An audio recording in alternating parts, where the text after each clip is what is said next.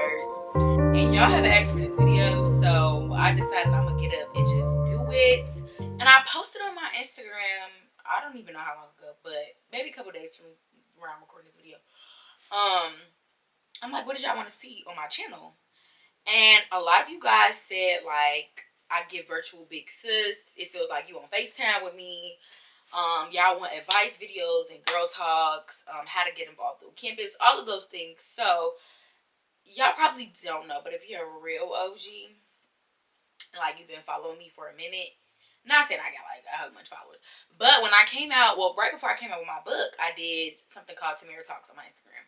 So we're bringing it back, and this is Tamera Talk. This is girl talk. This is your Virtual Big Sis talking to you. We on FaceTime right now. So before we get into today's topic, go get some wine. If you're over 21, go get some snacks. Get you a nice blanket like me. Sit in a comfortable chair. Get some food. Whatever you need to make yourself feel comfortable while we talk, go do it. So I'm going to give you about 5 seconds. All right. Cool. You could pause the video if that was too short.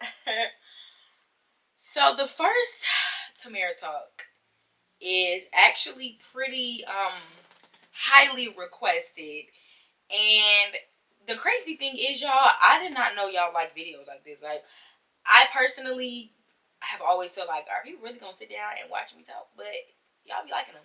So here I am. And how did I get here? So how did I get to HBCU president? How did I get to Morgan?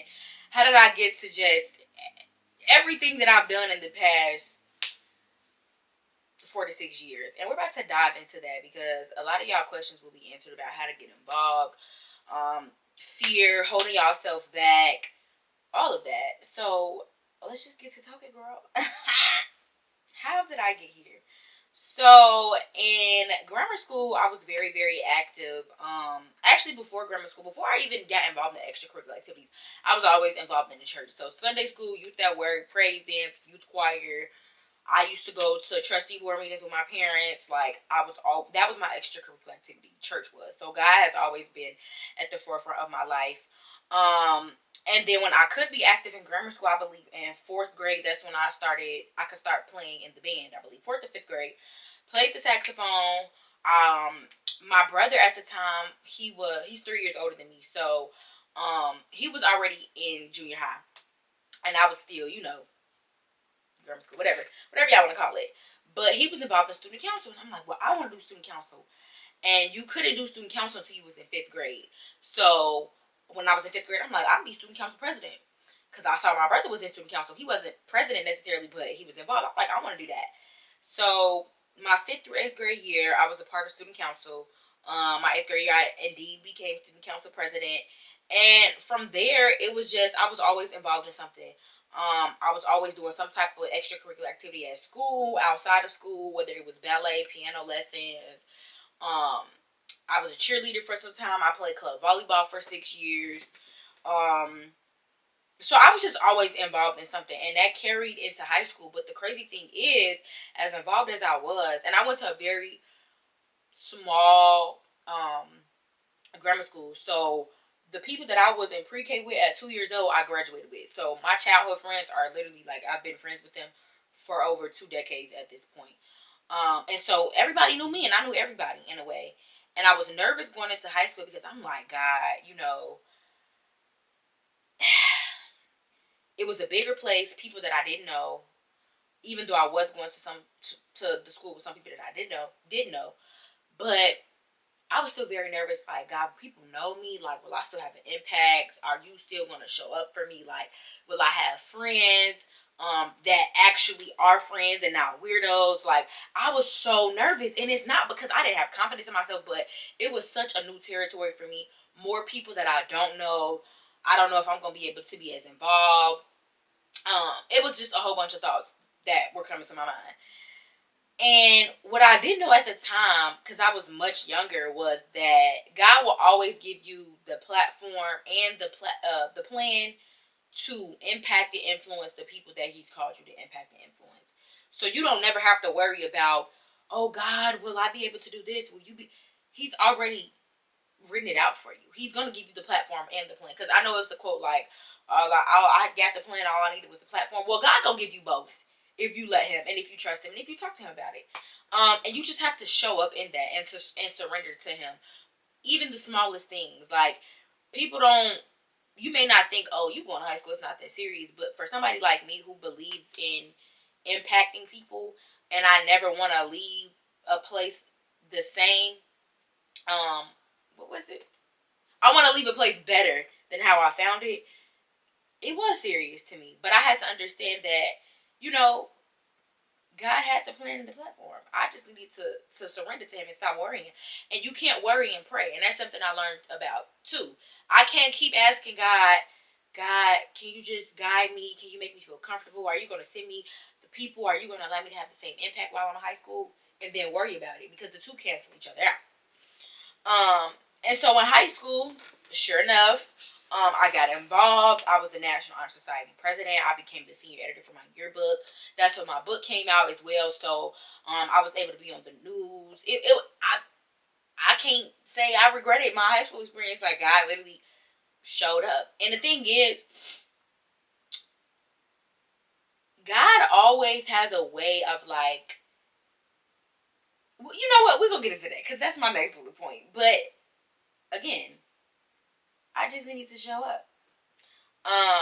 So college came around. It was time for me to apply. Crazy thing is, Morgan was my first choice.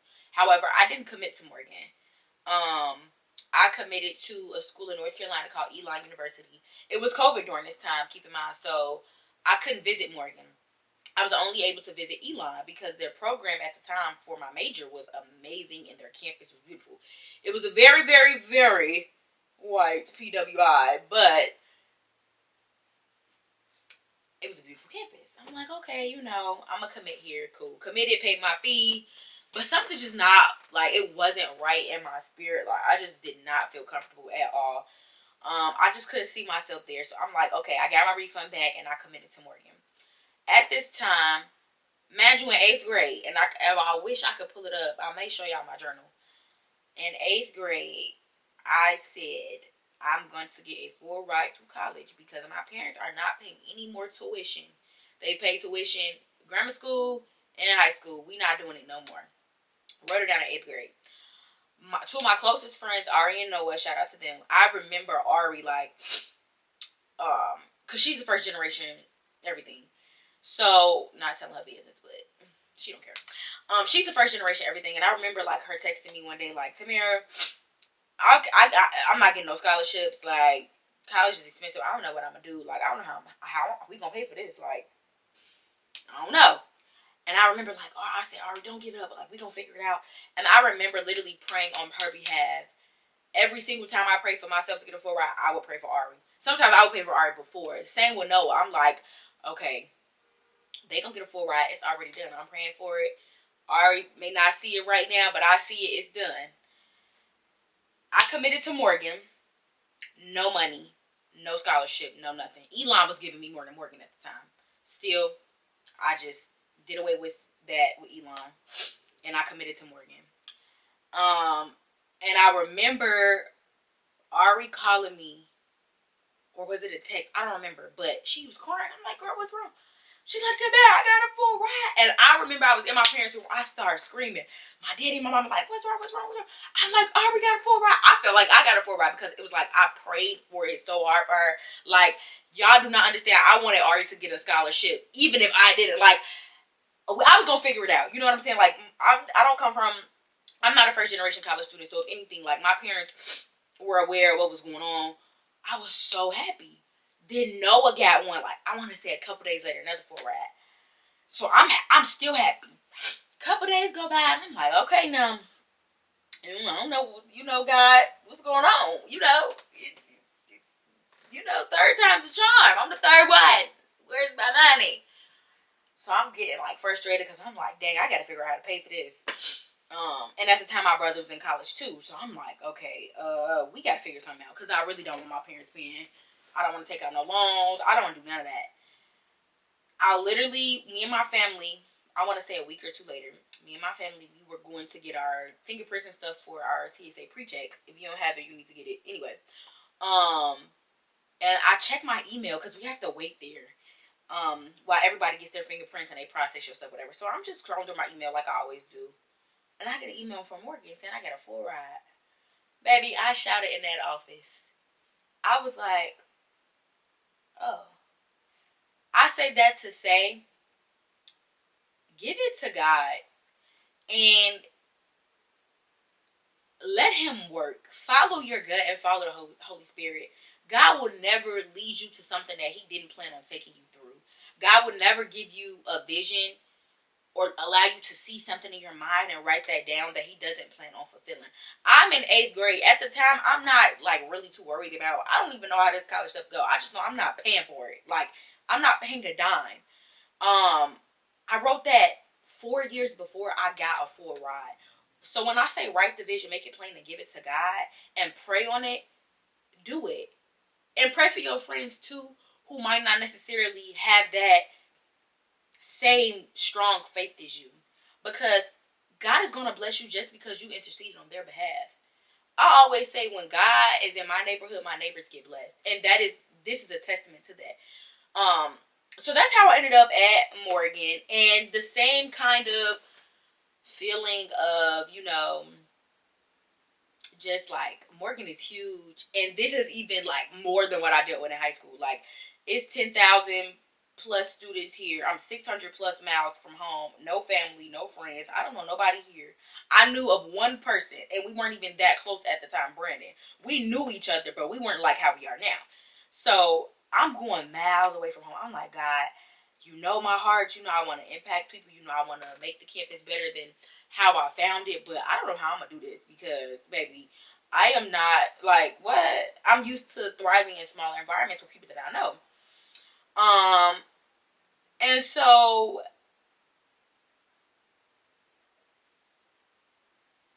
once again, God had already had it planned. I just needed to get out of my own way so that he can have his. I had to stop worrying about it, and I just had to do what I had to do. So my freshman year, I was really involved with WEAA.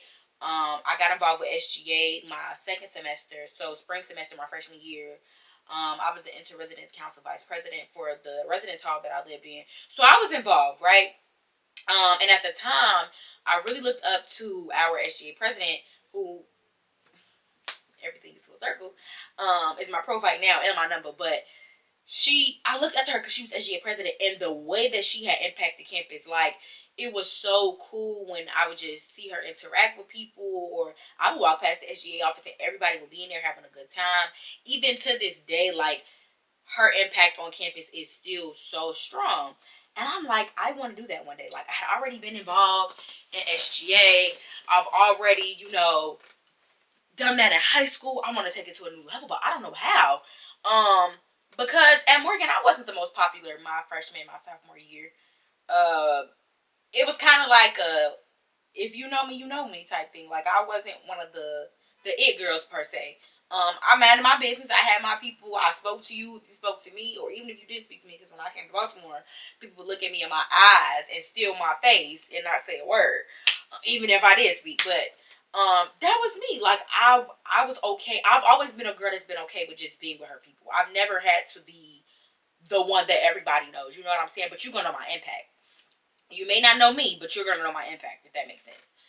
So that was how I kind of was at Morgan. Like, I wasn't too popular.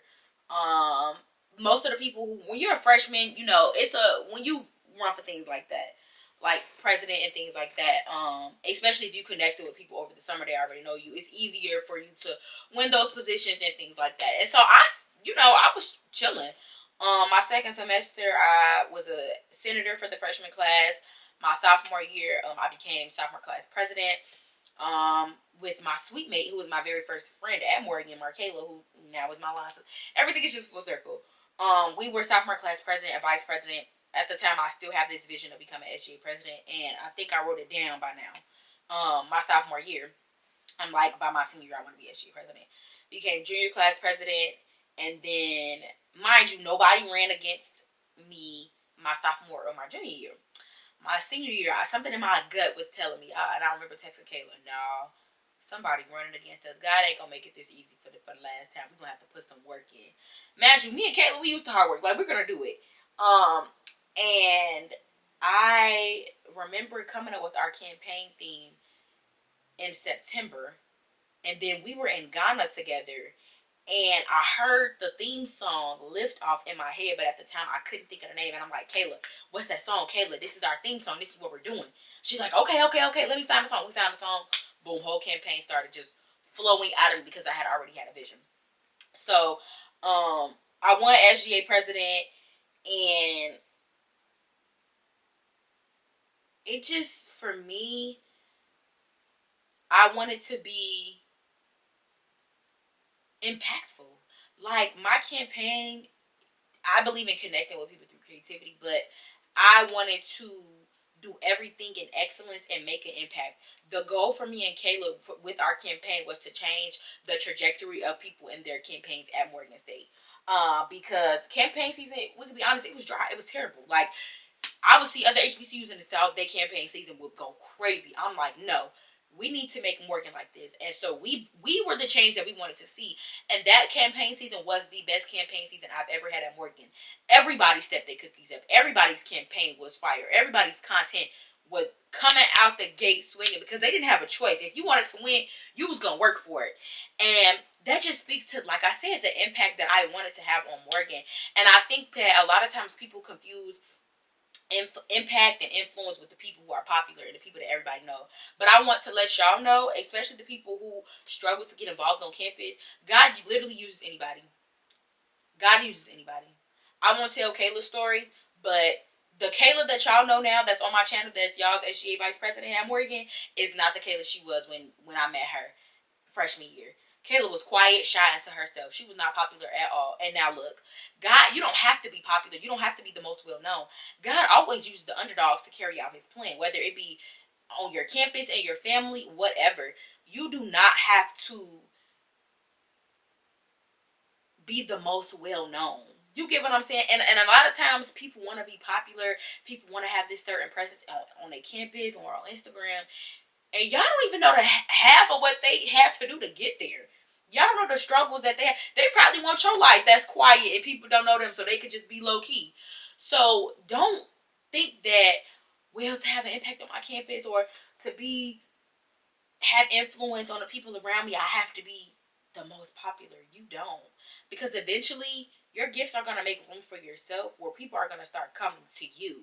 And your gifts are going to make you popular. And you're not going to be popular because you're cute. You're going to be popular because you have character.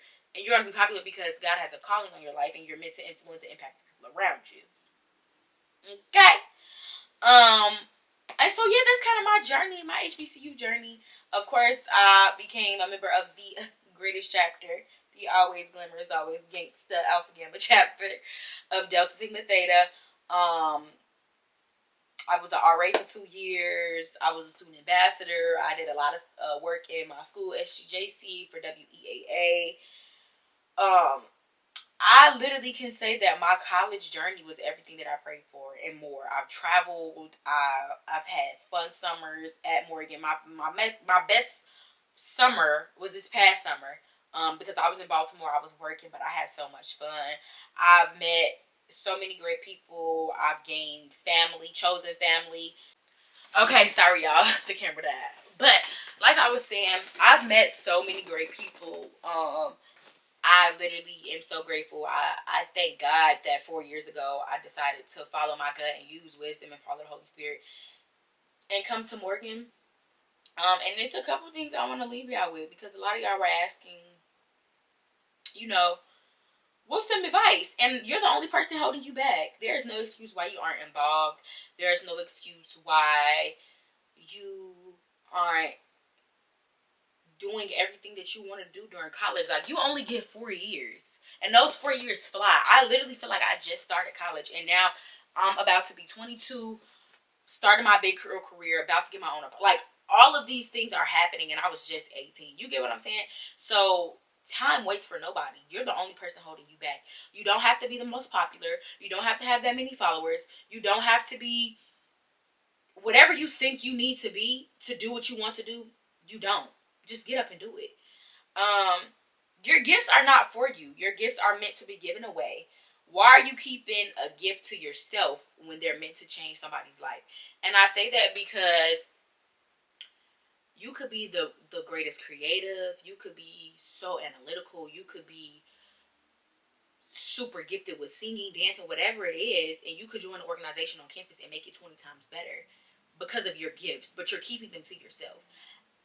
Okay, I know people can gift themselves, but usually gifts are not meant for you. The gifts that God has given you are meant for you to give out to other people so you can change their life. And by you not doing that, you're literally hindering somebody else. Every time, and even with this YouTube stuff and this like girl talk stuff, y'all, I'll be honest, sometimes I do not want to do it. Like, I just be feeling like, they're not gonna watch that. But I have the gift of gab. I love to talk. I'm a great motivator. And I'm confident in saying it now. Like, I have influence on people in a good way. You know, I help people. I push them outside of their comfort zone, and make them a better version of themselves just by talking and using my words and using my voice that God has given me. And as I think about it now, some people in my life, they probably would still be a little fearful if I didn't say, "Girl, get up and do this," if I wasn't using my voice. You literally can change somebody's life and influence them and impact them in such a way just by using the gifts that God has already given you. It's not even rocket science to you. The creativity that you have, it's not rocket science. So why are you holding yourself back? Give it to somebody else. Use your gift to give it to somebody else and inspire them and change their life.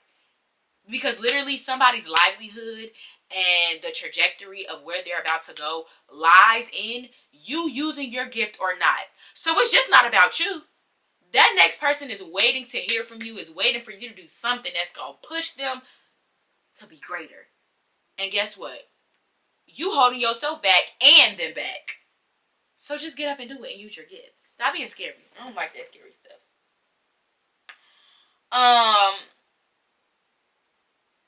And what you're not changing, you're choosing.